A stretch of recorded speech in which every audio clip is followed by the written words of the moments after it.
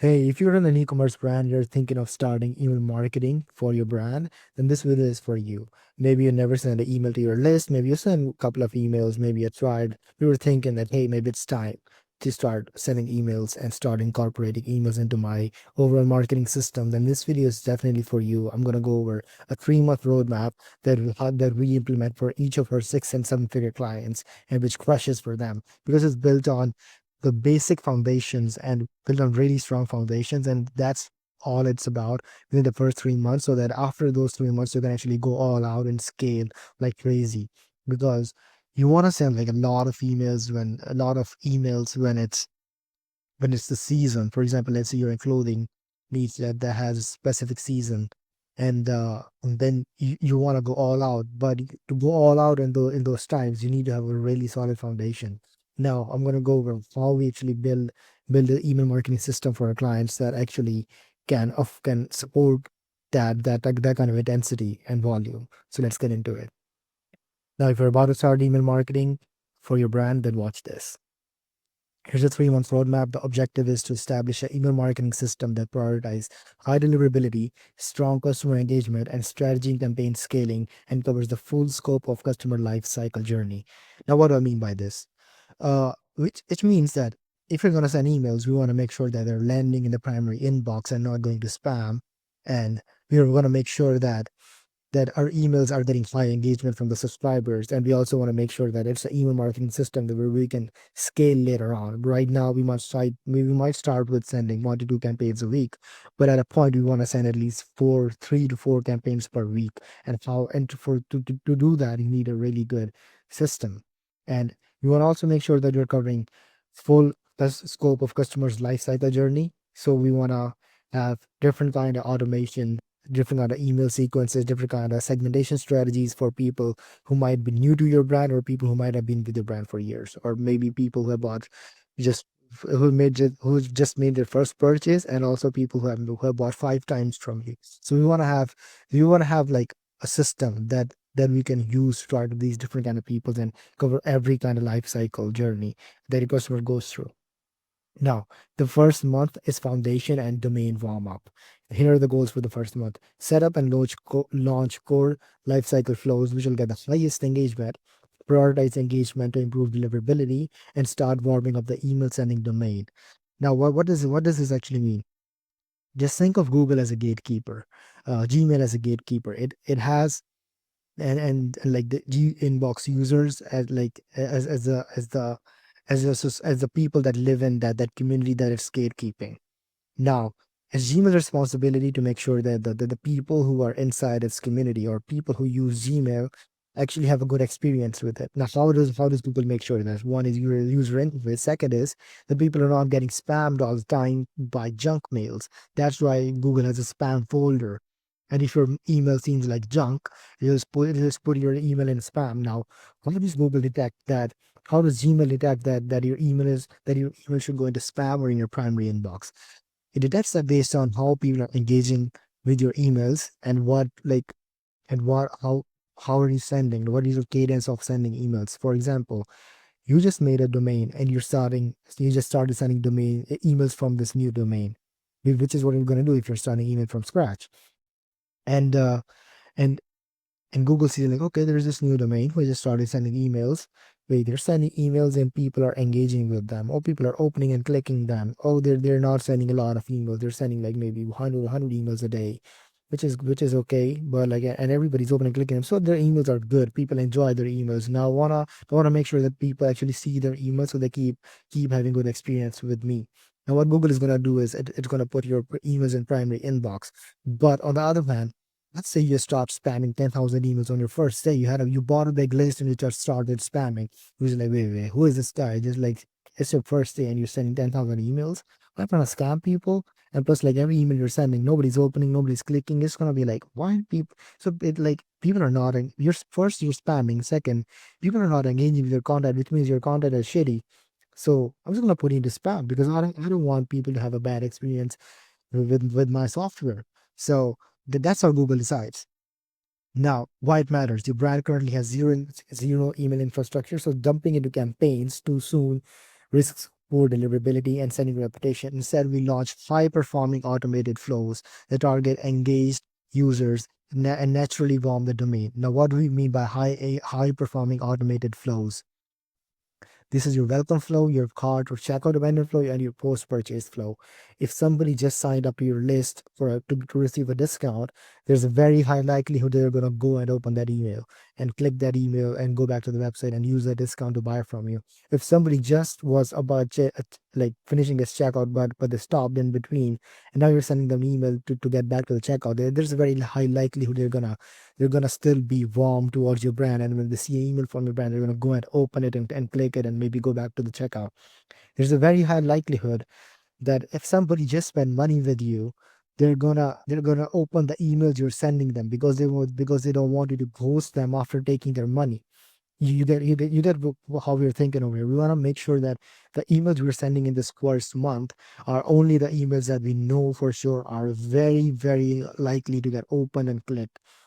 And so in the first week too, so in the first 2 weeks, what we're gonna do is we're gonna authenticate the branded sending domain. So you're not gonna send emails from Klaviyo's natural domain, because there's a bunch of other brands who are sending emails from the same domain, and they're using bad practices. So Google is gonna put you all in the same category. So even if you are doing everything right, if somebody else messes up, your emails are still gonna go to spam. So what you want to do is you want to have your own brand sending domain. So if Gymshark will send emails from send at gymshark.com. Because it's like gymshark.com, that's your domain that you're sending from, and you want to make sure that you do that.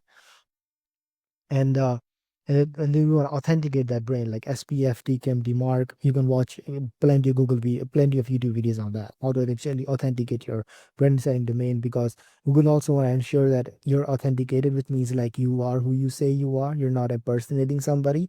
So that's another thing that we need to do as soon as we start working on our emails. And second thing is we want to set up a pop-up form that actually collects emails from people who are engaged. They want a discount, and we want to get engaged subscribers. We want to build a subscriber list to send emails to. And you get like these are the things we need to do in the first 2 weeks. And then in the first 2 weeks, we also want to design and set up high engagement flows. And you're not gonna have more than 4 emails per flow. Why limit the emails per flow? To ensure high open and click rates during the crucial warm-up phase. Deliverability is protected by keeping volume low and targeting only engaged users. And if anybody has triggered an event, let's say somebody just joined your list, they're going to be most engaged within the first 3 days. So you want to make sure that all your emails, that you're not sending any of the emails for that certain event, like for them subscribing a list in after 10 days. Because at that point they're not going to open the email because they're not warm enough. Plus your deliverability is not good enough for like that email to even land in the primary inbox tab. So you want to make sure that you're not that every single trigger you have, you're not sending any email beyond day 3, because first 72 hours when people are most engaged. So you're gonna have welcome flow, and in which you're gonna have 3 to 4 emails. One email is going to go right away. One email is going to go on day 1, like after 24 hours. So one email is going to go after 48 hours. One email is going to go after 72 hours. So you see, like in first 3 days, we're sending 4 emails. And what do you send in those 4 emails? In those 4 emails, you can send the first one is going to be giving the discount and showing the bestsellers. Hey, here's your discount, and here's some bestsellers that you can start with. Second email is going to be about, hey, here's your story, and here's what's unique about us, your unique selling propositions and your brand story.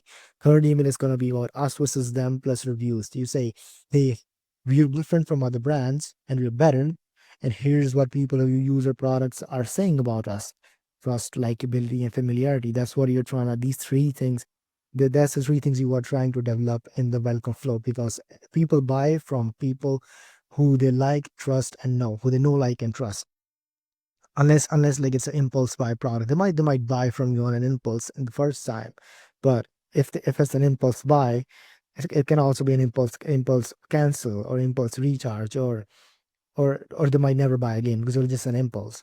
But if you nurture them properly and stay on top of their mind, then impulse can be turned into like something long term. So the next flow is cart or checkout amendment flow. At this point, they already like your product enough to add it to the cart, but they might not trust the brand, or they might have just forgotten. So what are we going to do?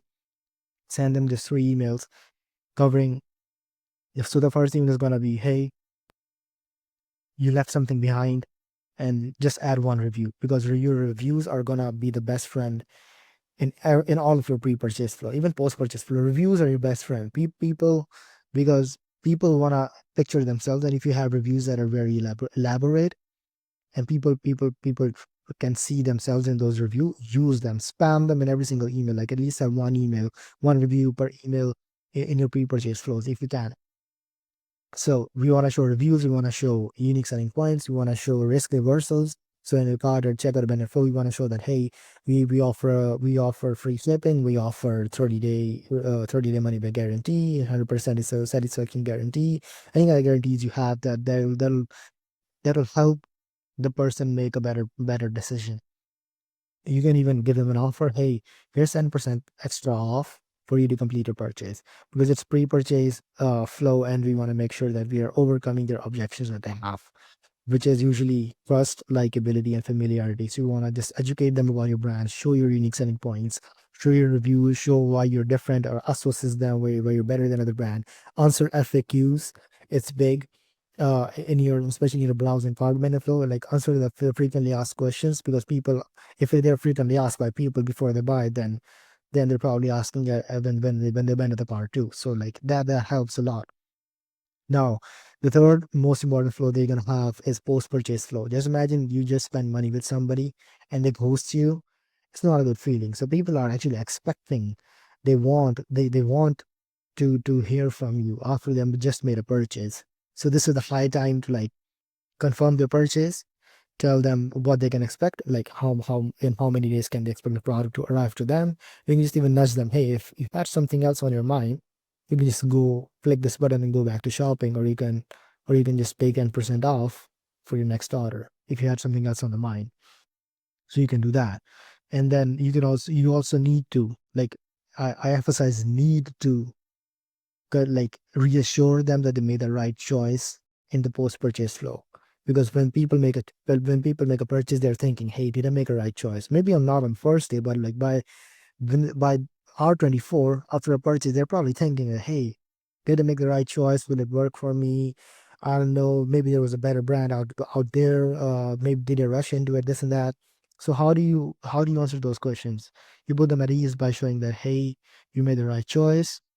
uh here's why you're unique, so your unique selling proposition, and here's what a bunch of people like you who have bought from us are saying about us. And then you show a bunch of reviews, so they're at ease. Okay, so like a bunch of, like, there's a lot of people who bought just like me, and then they like the product, so I have no reason to doubt it, because you want to make sure that once they made a purchase, they don't cancel the order or they don't recharge you later on.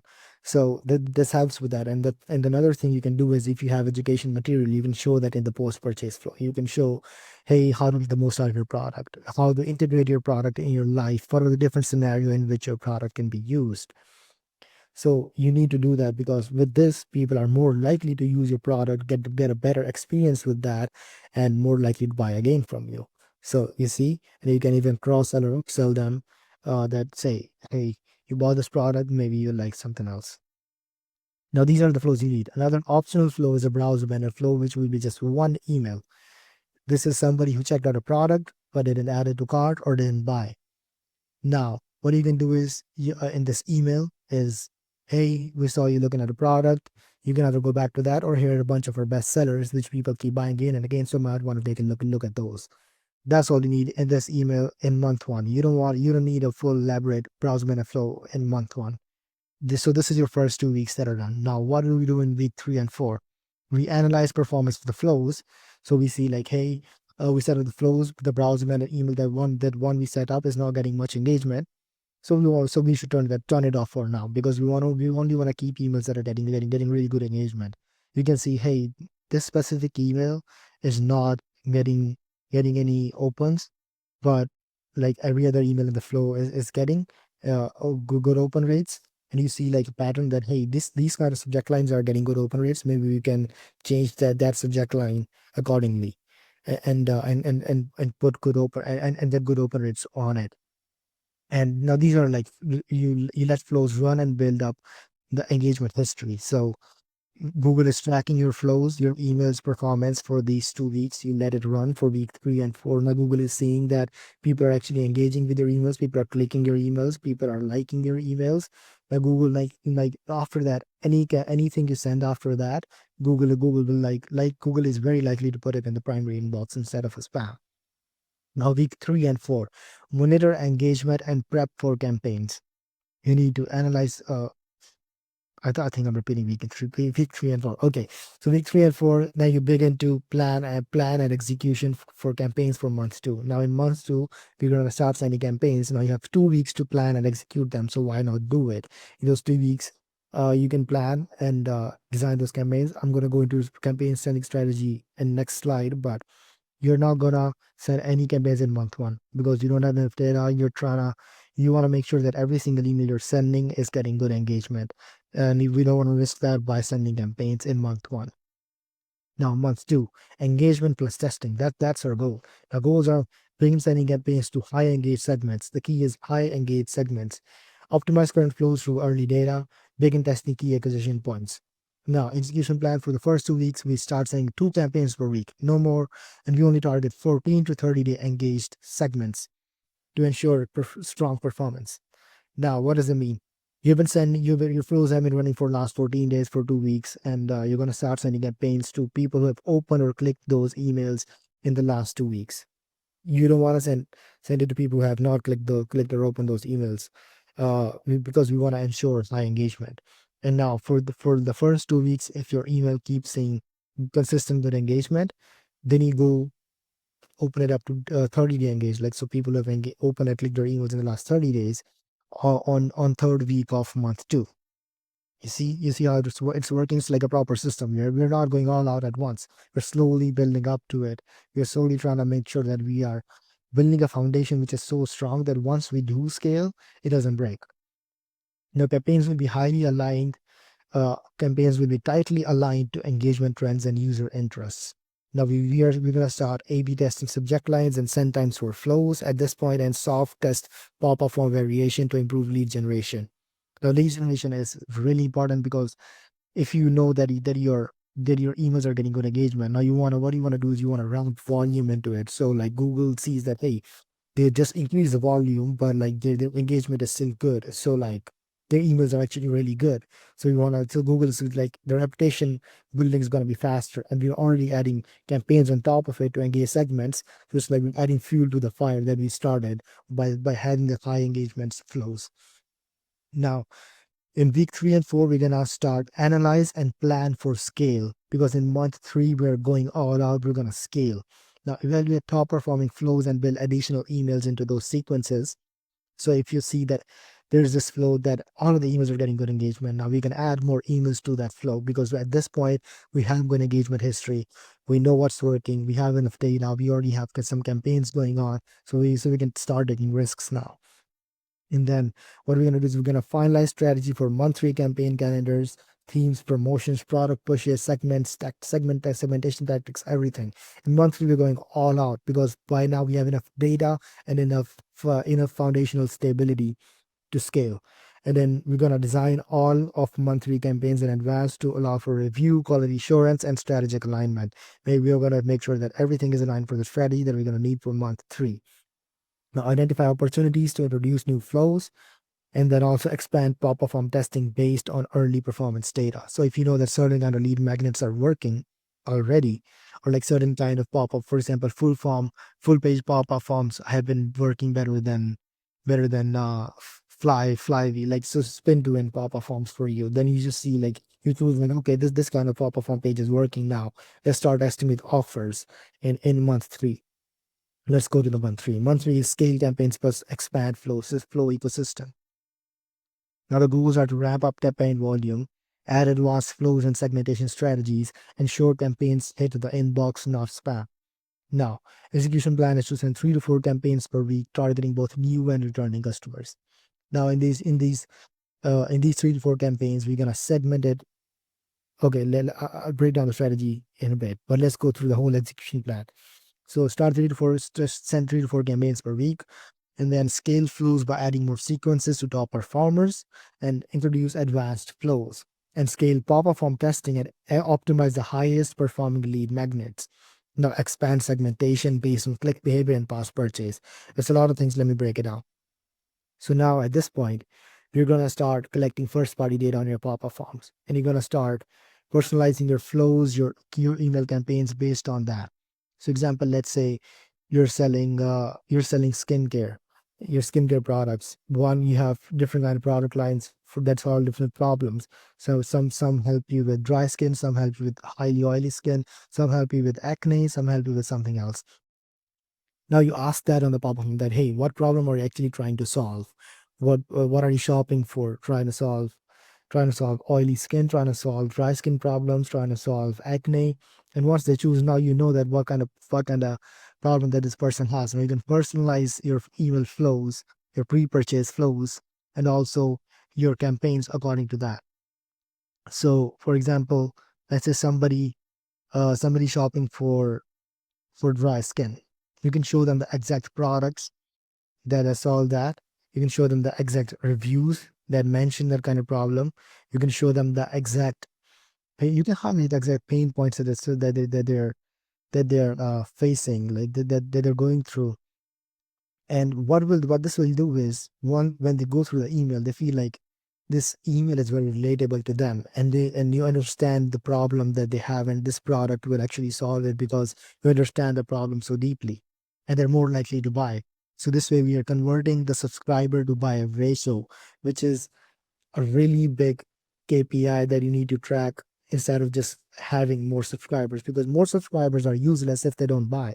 So you got to have information to make sure that we're getting high intent buyers and we're also converting them.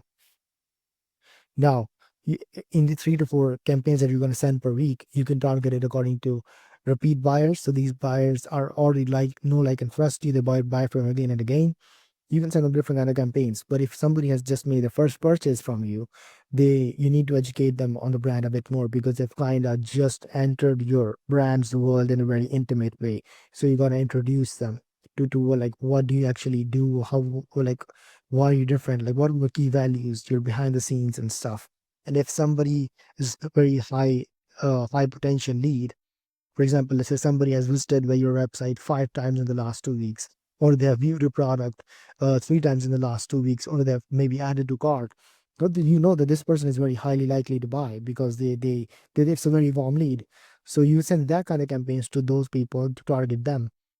That'll convert them. What are those campaigns that build that is basically social proof and brand values.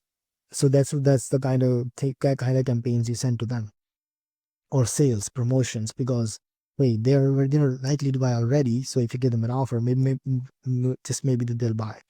Now you start introducing more flows for the more for other part of the customer life cycle journey. So if somebody has just viewed a website, you have one even for that. If you expand flows of your browser, let's say you expand your browser and flow, you start targeting VIP customers. You have different automations for them. You have different email sequences for people who have stopped buying from you, different email sequences for people who have stopped engaging with your emails, or your different email sequences for people who keep buying from you again and again, or your different email sequences for people who have just made their first purchase. It's just made their second purchase. So your different email sequences for every kind of life cycle journey that the person can be in. We want to make sure of that. That's what we're going to start doing in month 3. And we're going to scale pop-up from testing and optimize high performing lead magnets. So let's say you found out, like, hey, percentage off works better than dollar off. Now you take percentage off, then you get this. Now you test different kind of copy around it. You test different kind of images around it. Maybe test no image pop-up form. Maybe test full page versus spin to win. Maybe let's just a small normal pop-up form. So you like start testing things around that. Then once you know that what kind of works best for that, then you just test more offers. Maybe a mystery discount would work even better, or maybe a free shipping or free gift would work even better. Pop-up form, like, you always gotta keep testing, because let's say the first test you're getting like 4% conversion rate, and like after testing, or after running consistent tests every 2 weeks, you're running one test, and then by fifth or sixth test, your conversion rate is at 10%. You just like more than doubled your list growth speed. That's amazing. Like that's what you want. So test different timings, test different everything. I have a full video. You can go and check it out on my channel of how to like test pop-up forms and how we actually took a brand's pop-up form performance from 6.6 to 9.5, which is currently at 11%, as we are speaking at the time of this video. But yeah, you can go check out that video. That's really good. Then we're going to also expand segmentation based on click behavior and past purchases. So if we're going to send, if somebody's clicked your email in the last 30 days, we want to send every single campaign we're sending to those people because they're already engaged. They're very likely to open it. And if people, we also want to send almost every campaign to VIP buyers. We want to send specific campaigns to high potential purchase leads. We want to specific campaigns to first time buyers. So you're gonna start diversifying everything based on that. Now, now everything is done within the first 3 months. You have a solid foundation. But why this strategy actually works? Now we focus on deliverability. That's how we start. We start. It's like a strategic domain warm up through flows, and it ensures email that your emails actually reach the inbox, because once you start scaling your emails, you start sending more campaigns, you start sending more flows, because like a certain flows will get less engagement, especially the longer your flows get, the later emails will get less engagement. But once you have like foundational deliverability reputation established with the inbox provider already, those emails will not will wait, okay, I don't know why my camera is shaking, but like, yeah, but those emails will get will not negatively impact your deliverability as much as it would have if you would have just did that early on. Because now Google, like, because now Gmail knows, oh, like some of their emails are getting less engagement, but like most of them are getting good engagement. So they're still good. But if like in the beginning you're like, hey man, their emails are not getting good engagement. Look at this. This one got like 10% open rates. Nobody's even opening their emails. They're not good. Let me just put them to spam. So we want to make sure that that doesn't happen. Now, this strategy is very engagement driven. Every step of the journey, we prioritize engaged users and protect and grow our sending reputation, which is really important in the early stages. And and I'm emphasizing on it. It is really, really important because once you mess it up, it takes a long time to fix it. And in the meantime, when you're fixing it, you're losing money, because whereas 5 times the people could have opened your emails, whereas like the 50% of you could have got 50% open rates, now you're just getting 10% open rates. And and you're making 5 times less, like, and you're likely making 5 times less money. So, and this strategy is very data led optimization, and all the campaigns, all the flows are continuously refined based on live performance insights. And this part is skipped by a lot of people, and because it takes a bit more effort. But if you build this system in a way that is led by data, then that is just built naturally into its intrinsic. Like every decision you're gonna make is based on data, and you won't feel like it's an effort. You feel like, oh, this is how I do it, because that's how you started, and that's what you've been doing for first 3 months. Why? And it's been working. You just naturally do it in the later months also. And with this, we build a scalable foundation. Now, by month 3, your brand will have high performing, scalable email program that can drive consistent revenue. And when the time comes, for example, BFCM, where you're going to send a lot of emails and you're going to run aggressive marketing campaigns, aggressive sales campaigns, your email system will not break in that time, because your deliverability will take a hit. But if for the rest of the time it's built on a really good foundation, you can prevent that. You see how it's working. Now we apply this system for multiple 6 and 7 figure brands.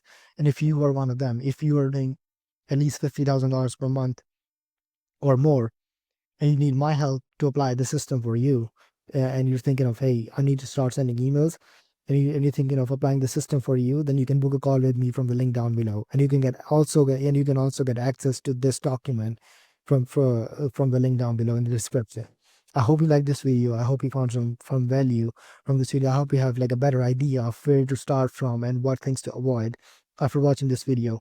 And yeah, if you do need my help, hit me up, book a call with me, and I hope you have a good day. Cheers.